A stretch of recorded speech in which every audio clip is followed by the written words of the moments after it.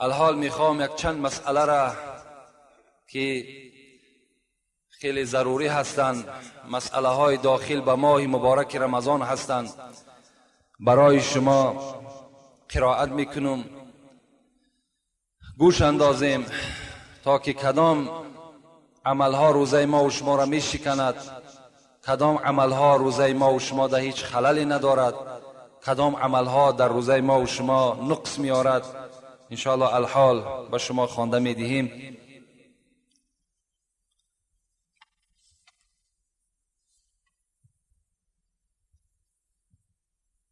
من جامع او جمع في احد سبيلين او اكل او شرب غذاء او دواء عمدا قضى وكفر كالمظاهر وهي بافساد اداء رمضان لا غيره.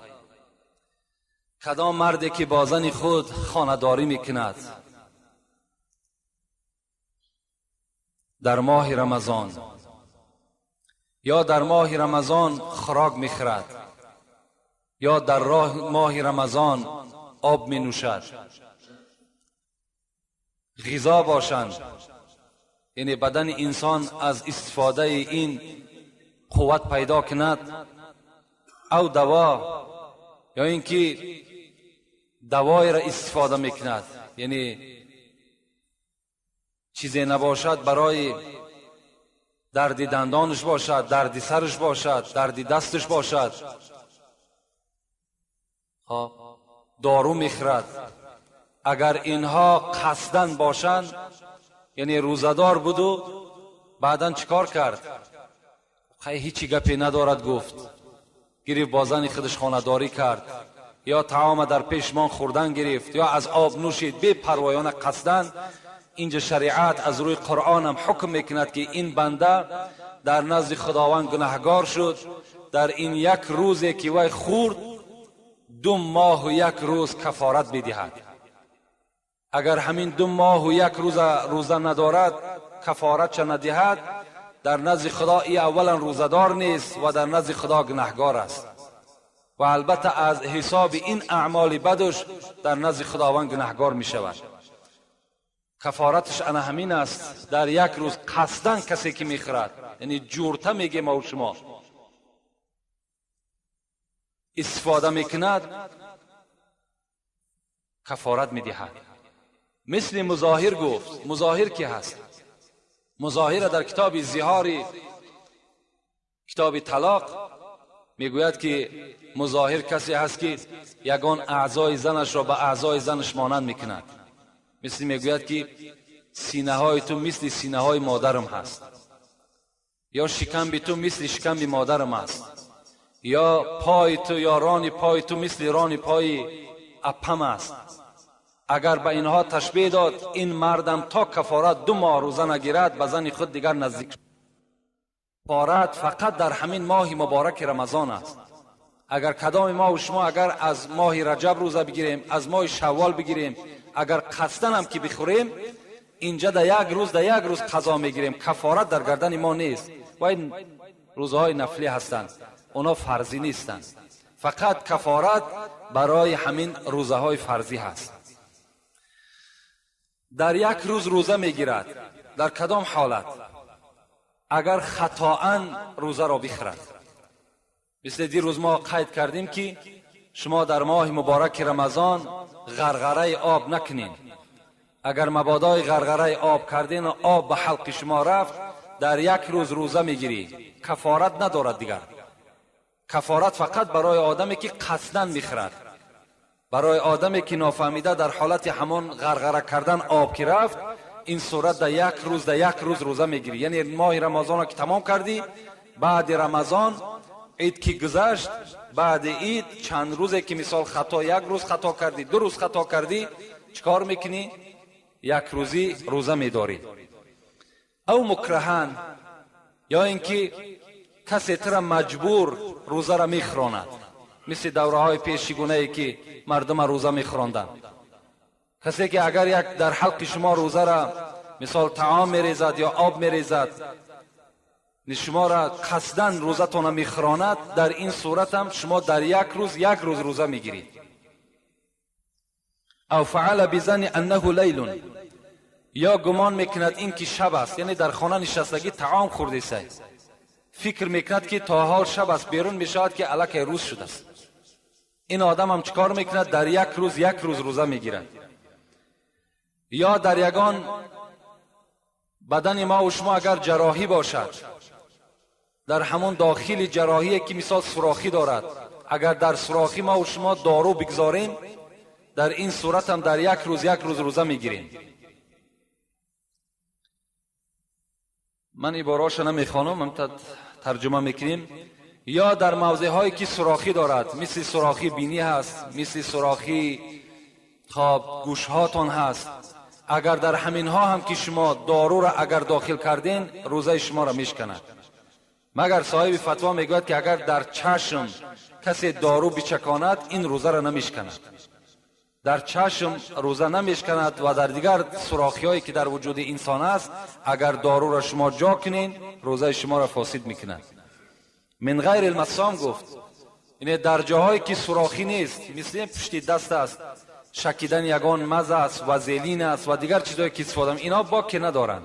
اینا در روزه ما و شما هیچ نقصان نمیرسانند، مگر در حالت میرساند تاثیر شکی اگر همون زخم چقر باشد یا سوراخی دارد که در داخل شما و شما همون دارو یا تبلیت کرده مثال می اندازیم.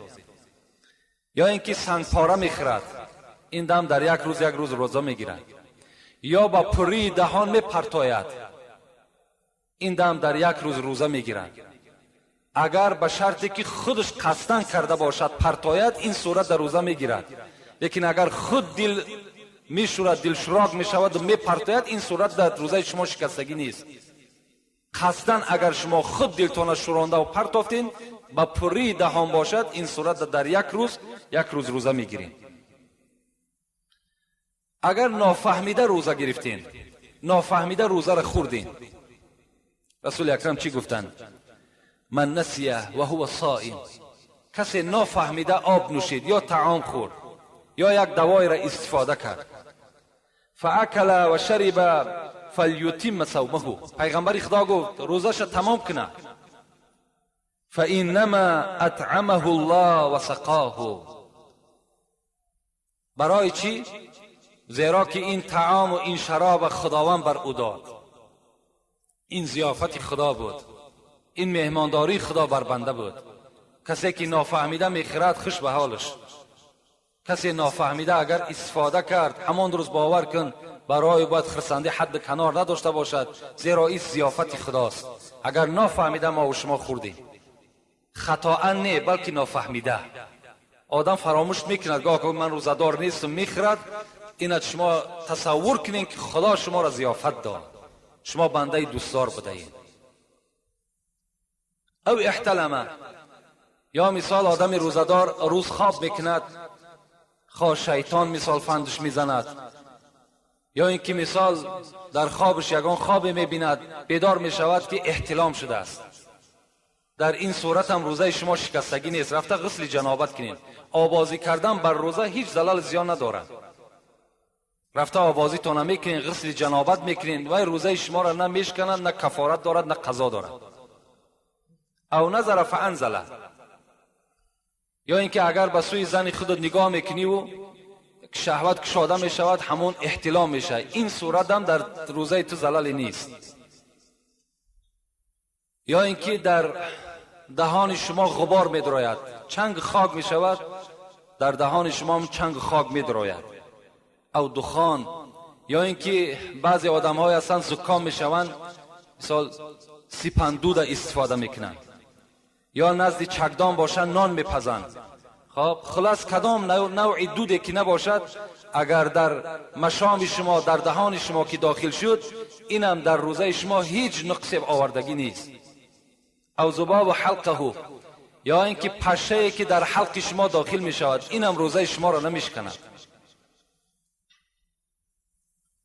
اگر بوسه کند، یا زن خودش را بوسه میکند یا میساس میکند، اگر اینزال شود اینجا قضا میدارد، زیرا که در ماه رمضان فقهای ما و شما میساس کردن بر زن و بوسه کردن زن اگر خوف شهوت باشد منع کردن.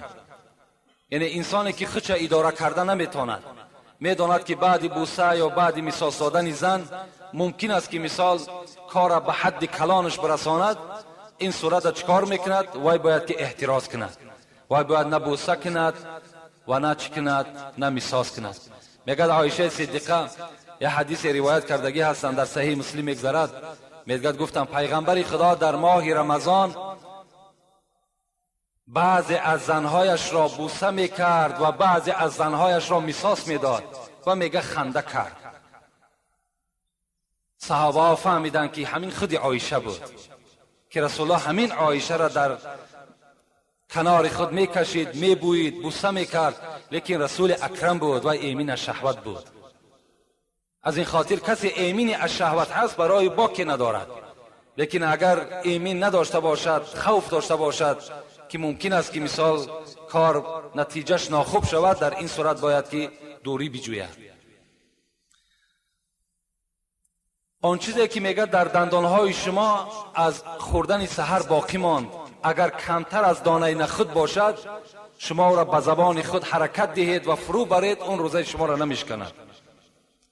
مگر در کدام حالت میشکند؟ وقتی که بدن همون زبان ما و شما میبراریمش و نگاهش میکنیم که مثال از نخود دیده کمتر است، خانان است، خایگان نوع طعام دیگر است، بعد اگر فروش بریم این صورت در روزه ما و شما را میشکند.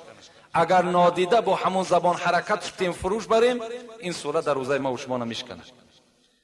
با خایدن دانه کنجیت هم صاحب مسئله میگوید که روزه انسان نمیشکند، زیرا که دانه کنجیت خودش بسیار حدش اقل از کم است، با خایدن خودش در همون گوشه های دندان باقی میماند، او به حلق هم دیگر نمیرود.